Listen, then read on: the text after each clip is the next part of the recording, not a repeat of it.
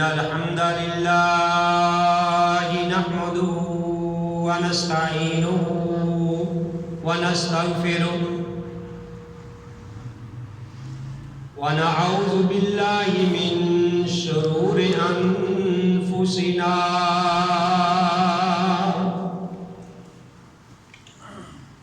ومن سيئات أعمالنا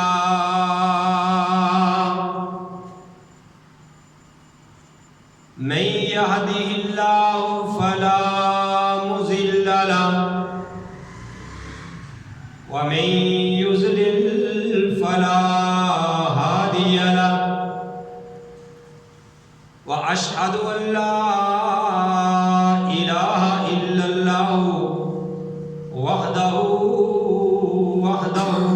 لا شريك له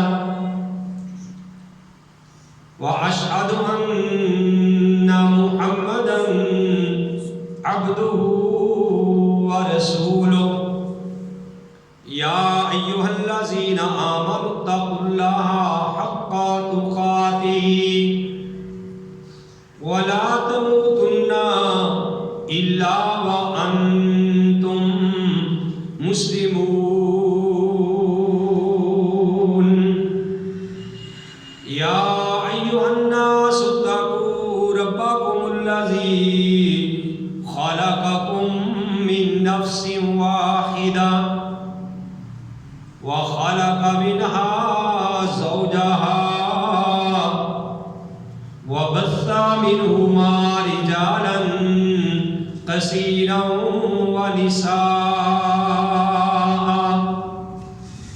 واتقوا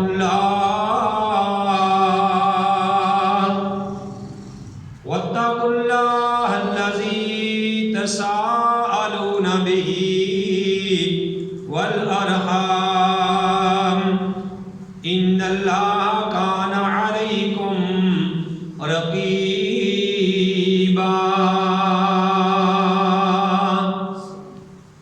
يا أيها الذين آمنوا اتقوا الله وقولوا قولا سديدا يصلح لكم أعمالكم ويغفر لكم ذنوبكم ومن يطع الله ورسوله فقد فاز فوزا عظيما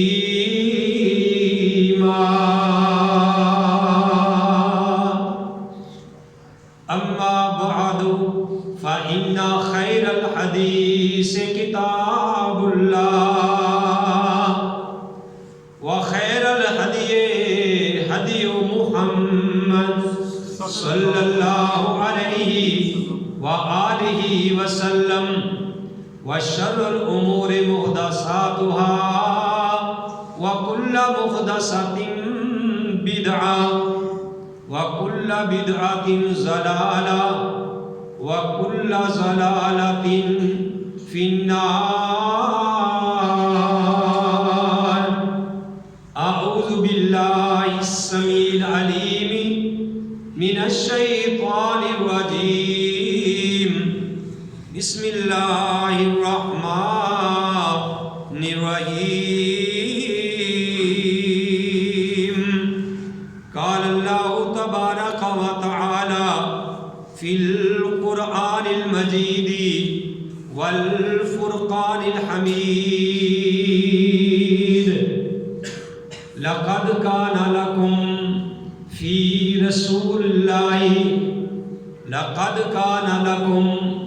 رسول الله أسوة حسنة. البتہ تحقیق نبی کریم صلی اللہ علیہ وآلہ وسلم کی زندگی میں تمہارے لیے بہترین نمونہ ہے. وقال اللہ تعالی فی سورۃ النساء یا ایھا الذین آمنوا اطیعوا اللہ واطیعوا الرسول وَأُولُو الْأَمْرِ مِنْكُمْ. اے ایمان والو تم کہنا مانو اللہ کا اور اس کے رسول کا اور جو تمہارے امیر مقرر کیے گئے ہیں، تمہارے حاکم ہیں، فَإِن تَنَازَعْتُمْ فِي شَيْءٍ، اور اگر تمہارا جھگڑا ہو جائے کسی چیز میں، فَرُدُّوا إِلَى اللَّهِ وَرَسُولِهِ، تو اس جھگڑے کو لٹا دو اللہ اور اس کے رسول کی طرف، إِن كُنتُمْ تُؤْمِنُونَ بِاللَّهِ وَالْيَوْمِ الْآخِرِ، اگر تم ایمان رکھتے ہو اللہ پر اور آخرت کے دن پر، ذَلِكَ خَيْرٌ، یہ بہت بہتر ہے، وَأَحْسَنُ تَأْوِيلًا، اور انجام کے لحاظ سے بہت بہتر ہے۔ محمد کی جس دل میں الفت نہ ہوگی، سمجھ لو کہ قسمت میں جنت نہ ہوگی۔ بھٹکتا رہا ہے، بھٹکتا رہے گا، محمد سے جس کو عقیدت نہ ہوگی۔ یتیم شکور جواد کریم، حریص علیکم رعوف الرحیم، رسول امین خلیل کلیم، خطیب فصیح طبیب حکیم،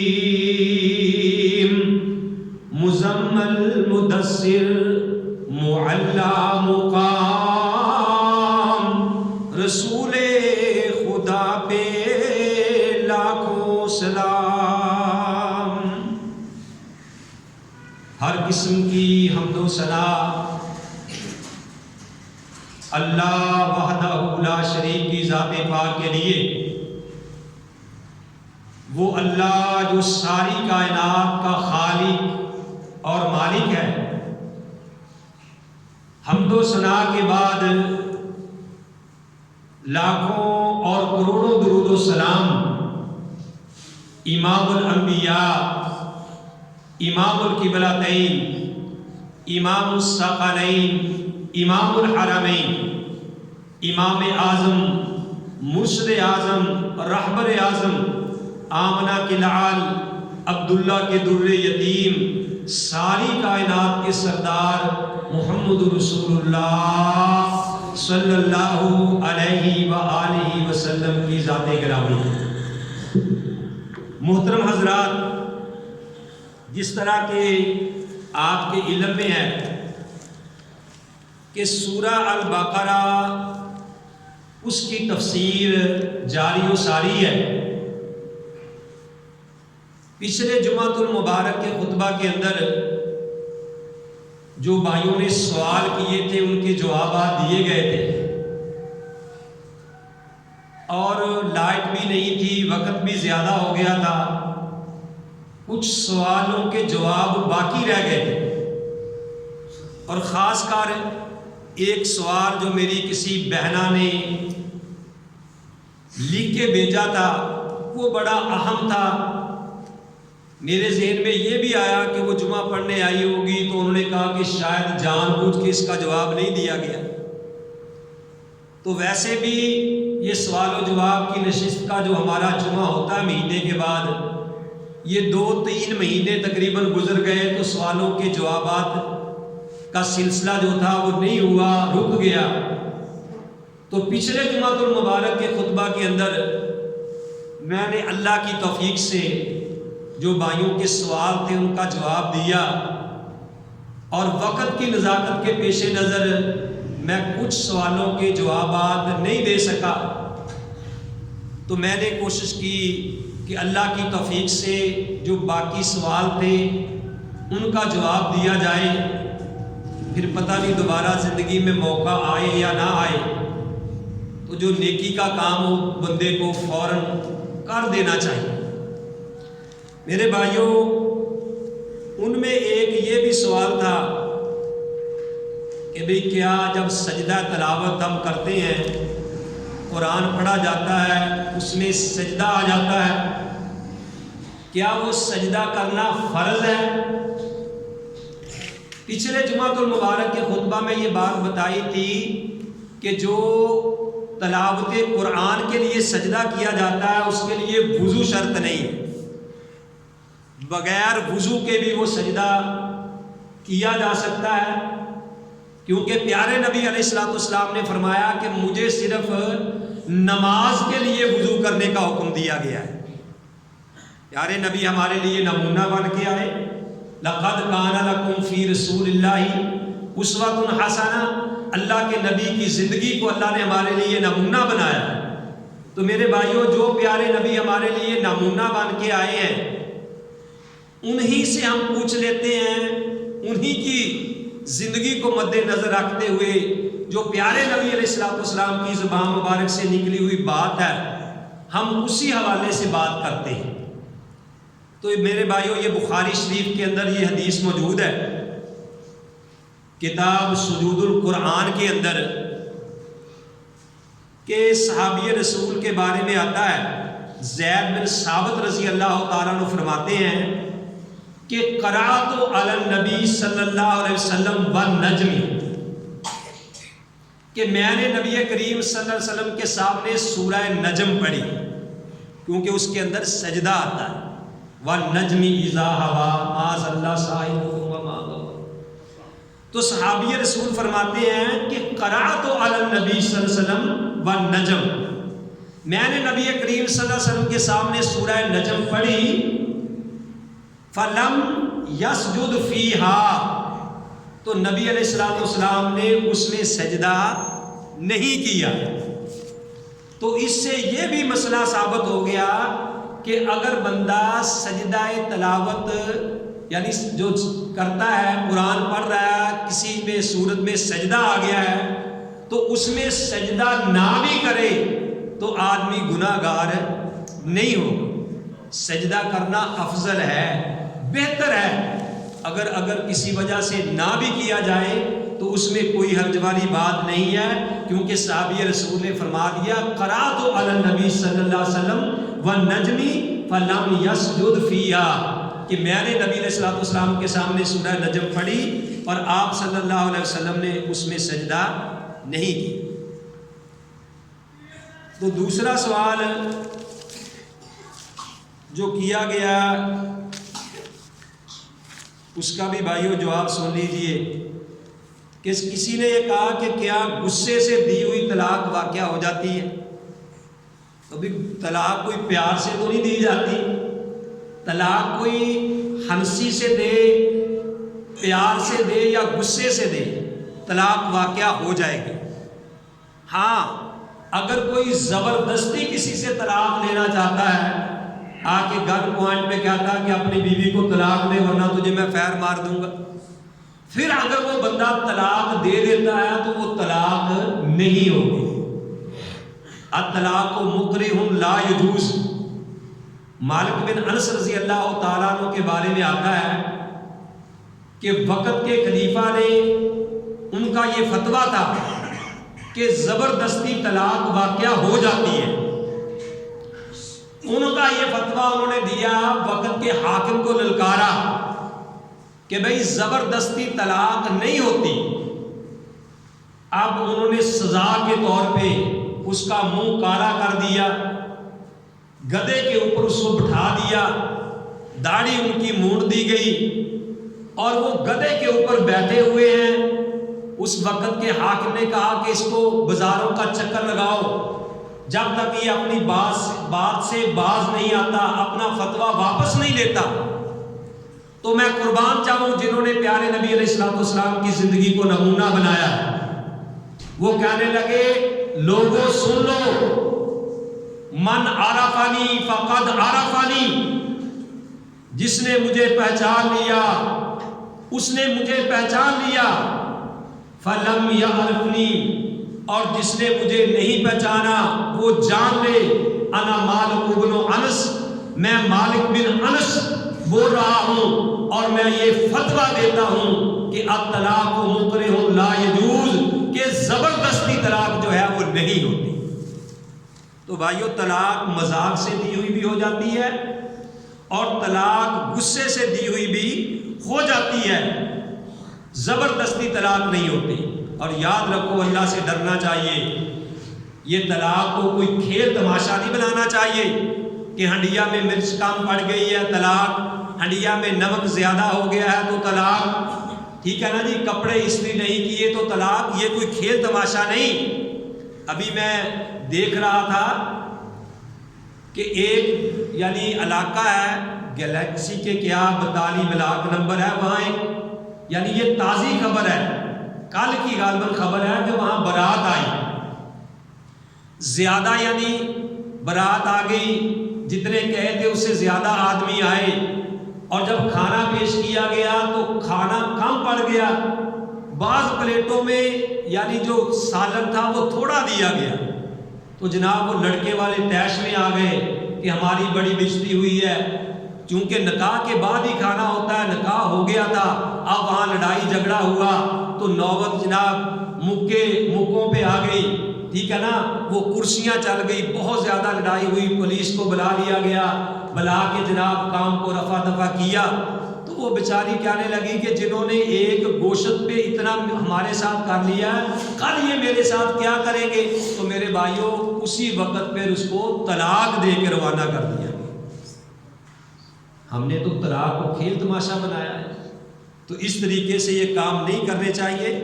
دوسرا یہ سوال، تیسرا سوال ہے کہ کیا کورٹ میرج میں نکاح ہو جاتا ہے؟ جیسے آج کل ہو رہا ہے، یونیورسٹی میں لڑکیاں یونیورسٹی سے بھاگ رہی ہیں، کالج سے بھاگ رہی ہیں، موبائل کا دور ہے، تباہی کا دور ہے، تو جناب اس طریقے سے جا کے عدالت میں جا کے وہ نکاح کروا لیتے ہیں۔ تو میرے بھائیوں، پیارے نبی علیہ الصلوۃ والسلام کا یہ فرمان ہے کہ لا نکاح الا بولی، کہ ولی کی اجازت کے بغیر نکاح نہیں ہوتا۔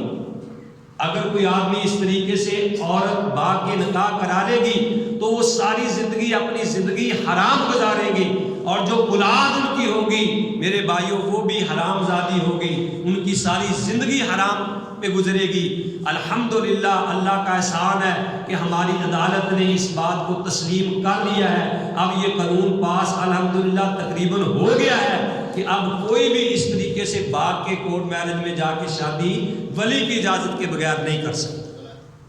پیارے نبی علیہ الصلوۃ والسلام کا یہ فرمان ہے لا نکاح الا بولی، کہ ولی کی اجازت کے بغیر نکاح نہیں ہوتا۔ اللہ تعالی ہمیں ایسے خرافات سے محفوظ فرمائے۔ اور بھائیو ایک سوال یہ ہے کہ بھئی قرآن و سنت کی روشنی میں جواب دیا جائے، ہمیں کیسے پتہ چلے جی کہ کن کن عورتوں سے نکاح نہیں ہو سکتا، کن کن عورتوں سے نکاح ہو سکتا ہے؟ ٹھیک ہے نا، الحمدللہ پہلی تو بات ہے کہ اللہ کے فضل و کرم سے ہم قرآن و سنت کی روشنی میں ہی جواب دیتے ہیں۔ تو اب یہ قرآن نے، اسی لیے میں نے پچھلے جمعے بھی یہی آیت پڑھی تھی،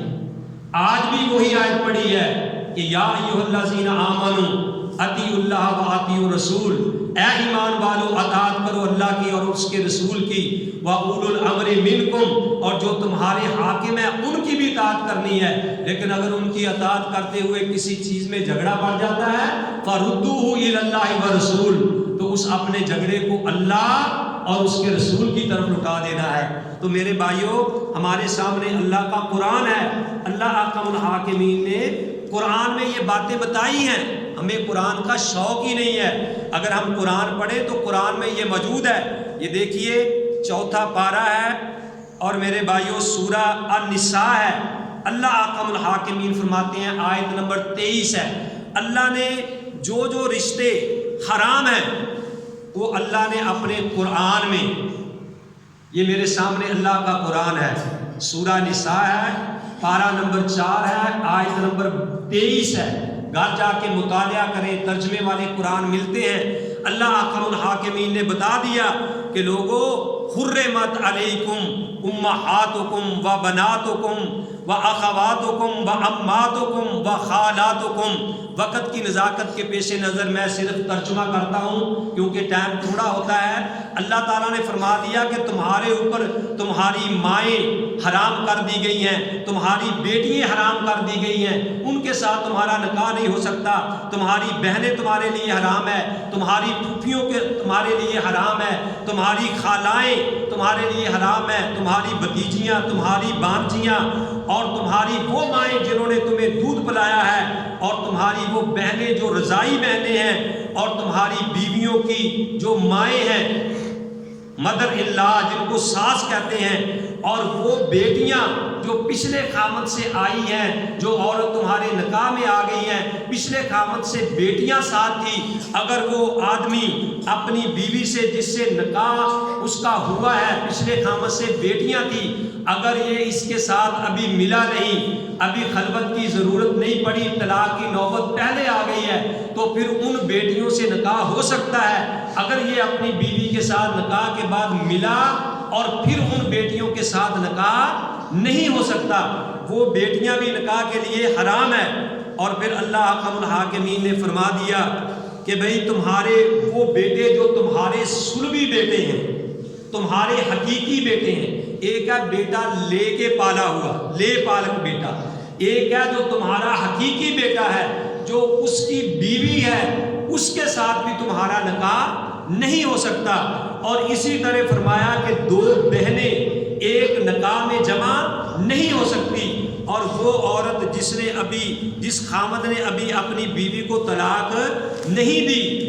خامد نے بیوی کو طلاق ابھی نہیں دی، خامد اس کا زندہ ہے، اس عورت کے ساتھ بھی مرد کا نکاح نہیں ہو سکتا۔ تو یہ اللہ حکم الحاکمین نے یہ رشتے بتا دیے ہیں، ان کو کہتے ہیں حرمات ابدیہ، وہ رشتے جن کا ہمیشہ ہمیشہ کے ساتھ، جن کے ساتھ نکاح کبھی بھی نہیں ہو سکتا۔ لیکن جو بڑی اہم بات ہے وہ غور سے سنیں، وہ بات غور سے سنیں، جو بڑی اہم بات ہے وہ کیا ہے؟ اللہ تعالیٰ نے جو رشتے بتائے ہیں نا کہ یہ تمہارے لیے حرام ہے، تو اس میں بعض رشتے ایسے ہیں جو اللہ نے قرآن میں نہیں بتائے، وہ پیارے نبی علیہ الصلوۃ والسلام کے فرمان سے ثابت ہیں، وہ پیارے نبی کے فرمان سے ثابت ہیں۔ اور اس لیے جب بھی پیارے نبی کی بات آتی ہے تو یہ بات میں کہنے پہ مجبور ہوتا ہوں، میں آپ کو یہ یاد کروانا چاہتا ہوں کہ لوگوں، قرآن و سنت کو جدا نہیں کیا جا سکتا۔ قرآن اگر قال ہے تو نبی حال ہے، قرآن اگر متن ہے تو نبی شرح ہے، قرآن اگر اجمال ہے تو نبی تفصیل ہے، قرآن اگر کلام اللہ ہے تو نبی کلیم اللہ ہے، قرآن اگر نور ہے تو نبی سراج و منیرہ ہے، قرآن اگر کلام اللہ ہے تو نبی کلیم اللہ ہے۔ جب تک رب ذوالجلال کا کلام باقی رہے گا اس وقت تک محمد عربی کا فرمان باقی رہے گا صلی اللہ علیہ وسلم۔ تو قرآن نے مائیں بتائی ہیں کہ ماں کے ساتھ نکاح نہیں ہو سکتا، تو حدیث سے یہ ثابت ہے کہ ماں کے ساتھ، دادی کے ساتھ بھی نکاح نہیں ہو سکتا، نانی کے ساتھ بھی نکاح نہیں ہو سکتا، یہ حدیث نے رشتے بتلائے ہیں۔ اسی طرح قرآن نے بیٹیوں کا کہا ہے کہ بیٹی کے ساتھ نکاح نہیں ہو سکتا، لیکن حدیث میں جو ثابت ہے پوتی کے ساتھ بھی نکاح نہیں ہو سکتا، نواسی کے ساتھ بھی نکاح نہیں ہو سکتا، یہ حدیث نے ہمیں بتلایا ہے۔ اسی طرح قرآن نے یہ بات بتا دی ہے کہ بھتیجی کے ساتھ نکاح نہیں ہو سکتا، قرآن نے بتلایا کہ بھانجی کے ساتھ نہیں نکاح ہو سکتا، لیکن حدیث سے ثابت ہے کہ جو بھتیجی کی بیٹی ہے اس کے ساتھ بھی نکاح نہیں ہو سکتا، اور جو بھانجی کی بیٹی ہے اس کے ساتھ بھی نکاح نہیں ہو سکتا۔ قرآن نے صرف یہ کہا ہے کہ دو بہنیں ایک وقت میں ایک نکاح میں جمع نہیں ہو سکتی، لیکن حدیث سے یہ ثابت ہے کہ بھتیجی، پھپھی اور بھتیجی یہ بھی ایک وقت میں ایک آدمی کے نکاح میں اکٹھی نہیں ہو سکتی، خالہ اور بھانجی ایک ہی وقت میں ایک آدمی کے نکاح میں اکٹھی نہیں ہو سکتی۔ تو میرے بھائیوں، پھر یہاں سے یہ ثابت ہو گیا کہ قرآن کو سمجھنے کے لیے پیارے نبی علیہ الصلوۃ والسلام کے فرمان کی ضرورت ہے۔ اسی لیے اللہ نے قرآن میں کہا ہے کہ یا ایھا الذین آمنوا اطیعوا اللہ و اطیعوا الرسول کہ اے ایمان والو اطاعت کرو اللہ کی اور اس کے رسول کی، ولا تبطلوا اعمالکم، اور اپنے اعمال کو ضائع مت کرو۔ اور یہ جو جس کی وجہ سے مجھے دوبارہ یہ آج سوال و جواب کی نشست رکھنا پڑی، شاید یہ نہ بھی میں بیان کرتا ضروری نہیں سی کیونکہ ہماری تفسیر سورہ بقرہ کی چل رہی ہے، تو وہ کسی بہنہ نے یہ سوال بھیجا تھا، تو انہوں نے یہ کہا کہ مہربانی فرما کے قرآن و سنت کی روشنی میں یہ وضاحت کر دیں کہ قاری صاحب نماز کے بارے میں ذرا تفصیل سے بتائیں کہ اہل حدیث اور سنی فرقہ جو بنایا تو اس میں 5 منٹ یا 10 منٹ کا فرق کیوں ہے نمازوں میں؟ 5-10 منٹ کی بات نہیں، آدھے آدھے گھنٹے کی بات کرو۔ اور نماز تو ایک اللہ کی پڑھتے ہیں سب، کچھ لوگ جلدی پڑھ لیتے ہیں اور کچھ لوگ زیادہ وقت لیتے ہیں، ٹھیک ہے نا جی؟ تو سارے اللہ کی نماز پڑھنی ہے، تو ایسے یہ فرقہ واریت کیوں ہے؟ جب اللہ نے یہ کہا ہے تو پھر ایسے کیوں ہے؟ میرے بھائیوں بات یہ ہے کہ میں نے شروع میں آیت پڑھی ہے کہ لَقَدْ كَانَ لَكُمْ فِي رَسُولِ اللَّهِ أُسْوَةٌ حَسَنَةٌ، کہ ہمارے لیے نبی کریم صلی اللہ علیہ وآلہ وسلم کی زندگی ہے۔ پیارے نبی علیہ السلام نے فرمایا صلو کما رأیتمونی اصلی،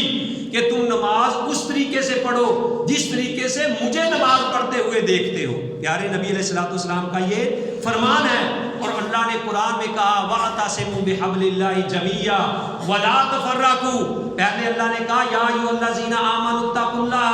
حق تقاتہ ولا تموتن الا وانتم مسلمون، کہ اے ایمان والو اللہ سے ڈرو جس طرح کے ڈرنے کا حق ہے، نہ تمہاری موت آئے مگر اس حال میں کہ تم مسلم ہو۔ دیکھنا کہیں تم فرقے بندیوں میں بٹ کے نہ مر جانا، یہودی اور عیسائی ہو کے اور جناب وہابی سنی دیوبندیوں کے چکر میں بٹ کے نہ مر جانا، تمہاری موت آئے تو تم مسلمان ہو کے مرنا۔ اور پھر اللہ نے قرآن میں کہا وَاعْتَصِمُوا بِحَبْلِ اللَّهِ جَمِيعًا، کہ لوگوں تم سارے کے سارے اللہ کی رسی کو مضبوطی سے پکڑ لو، وَلَا تَفَرَّقُوا، اور فرقے بندیوں میں نہ پڑو۔ میرے بھائیوں فرقے بندی میں اس کا ایک ہی حال ہے کہ جو ہمارا جھگڑا کسی چیز میں ہو جائے اس کو ہم اللہ اور اس کے رسول کی طرف لٹائیں۔ سلو کما رأیتمونی اصلی، پیارے نبی کا یہ فرمان ہے۔ میرے بھائی یہاں تشریف فرمائے، بزرگ بھی یہاں بیٹھے ہوئے ہیں جو مجھ سے ترجمہ تفسیر وغیرہ پڑھتے ہیں۔ یہاں مسجد میں پرسوں کی شاید بات ہے، یہ بات ہوئی تھی کیونکہ جو بہنہ نے سوال کیا یہ اسی کے متعلقہ ہے کہ قرآن و سنت جب ایک کہتا ہے تو تم پہ ایسے جدا جدا کیوں ہو، کیوں نہیں نماز ایک پڑھتے، ٹھیک ہے نا؟ تو انہوں نے جب مجھ سے سوال کیا تو میں نے ان کو کہا کہ یہ فرقے بندیاں اس لیے ہیں کہ جب ہم کہتے ہیں ہمارے بڑے ایسے کرتے تھے، ہمارا پیر ایسے کرتا تھا، میرا ابا ایسے کرتا تھا، میرا دادا ایسے کرتا تھا، میں نے کہا کسی کے ذہن میں سوال آ جائے پھر تم بھی تو ایسے کرتے ہو، میں نے کہا یاد رکھو کہ یہ پورے فیصل آباد کا چکر لگا لو بلکہ پورے پنجاب کا چکر لگا لو، میں چلو زیادہ چیلنج نہیں کرتا، فیصل آباد کی بات کرتا ہوں کہ پورے فیصل آباد میں صرف یہ ایک مسجد علی ہے کہ جس جگہ پہ ہم فرقہ واریت پہ لعنت بیچتے ہیں۔ ہم کہتے ہیں کہ آؤ لوگوں، جس کی ہمارے پیچھے نہیں ہوتی وہ پڑھائے، ہم ان کے پیچھے پڑھتے ہیں۔ آؤ جاؤ جو قریب جتنی ہماری مساجد ہیں سنی بھائیوں کی، ان کو کہو کہ 2 جمعے تم پڑھاؤ، ایک مجھے وہاں پڑھانے کے لیے دو، آؤ تم 4 نمازیں یہاں پڑھاؤ، ایک نماز مجھے اپنی مسجد میں پڑھانے دو۔ کیسے فرقہ واریت ختم ہوتی ہے؟ لیکن ہم اس طرف آنا ہی نہیں چاہتے۔ اور میرے بھائیوں یہ بات میں کہنا چاہتا ہوں، میں نے ان بزرگوں کو کہا یہ بیٹھے ہوئے ہیں سامنے الحمدللہ، میں غلط بات نہیں کرتا، میرے ہاتھ میں قرآن ہے، میں نے کہا تھا کہ سن لو، میں اپنی بات کرتا ہوں، مجھے دوسرے کی بات نہیں، ہر ایک نے اپنا اپنا جواب دینا ہے۔ میں نے کہا کہ میں ہاتھ میں قرآن پڑھ کے اللہ کی قسم کھا کے یہ بات کہتا ہوں کہ میں اگر سینے پہ ہاتھ باندھتا ہوں، اگر میں رفع الیدین کرتا ہوں، اگر میں بلند آواز سے اونچی آمین کہتا ہوں، اگر میں سورہ فاتحہ پڑھنے کا قائل ہوں، اللہ کی قسم کھا کے رب کا قرآن اٹھا کے کہتا ہوں کہ میں اس لیے نہیں کہ میرے باپ دادا ایسے کرتے تھے، میرے بڑے ایسے کرتے تھے، علامہ فہامہ ایسے کرتے تھے، ہمارے مفتی ایسے کرتے ہیں۔ میں نے کہا کہ الحمدللہ 10 سال میں نے مدرسہ میں پڑھا ہے اور 20 سال ہو گئے الحمدللہ حدیث کا طالب علم ہوں، حدیث پڑھا رہا ہوں۔ میں نے کہا کہ میں اللہ کی قسم کھا کے کہتا ہوں کہ اگر میں یہ سینے پہ ہاتھ باندھتا ہوں، میں رفع الیدین کرتا ہوں، میں بلند آواز سے اونچی آمین کہتا ہوں، اللہ کی قسم میں اس لیے نہیں کرتا کہ اہل حدیث کرتے ہیں، میں اس لیے یہ کام نہیں کرتا کہ جناب ہمارے بڑے کرتے ہیں، ہمارے علامہ ہمیں کرتے ہیں. میں نے کہا کہ اللہ کی قسم میں اس لیے کرتا ہوں کہ میں نے محمد رسول اللہ صلی اللہ علیہ وسلم کو کرتے ہوئے اسی طریقے سے پایا. پانے سے مراد کہ یہی طریقہ میں نے قرآن و حدیث کے نچوڑ سے یہ نکالا ہے. اگر میں اس لیے کروں کہ بھئی میرے بڑے کرتے تھے فلاں کرتا تھا تو یہ فرقہ ہے, یہ لعنت ہے. اگر میں اس لیے کرتا ہوں کہ میرے پیارے نبی کی یہ سنت ہے جو میں نے کتاب و سنت میں پڑھا, جس طرح تک میں پہنچا, میں کہا کہ میں اللہ کی قسم کھا کے کرتا ہوں کہ میں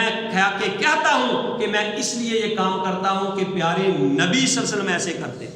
صلی اللہ علیہ وسلم. ٹھیک ہے نا. تو فرقہ واریت ایسے ختم ہوتی ہے. تو آؤ میرے بھائیوں, میں دعوت دینا چاہتا ہوں کہ اللہ کا قرآن کہتا ہے وَاعْتَصِمُوا بِحَبْلِ اللَّهِ جَمِيعًا, کہ اللہ کی رسی کو مضبوطی سے پکڑ لو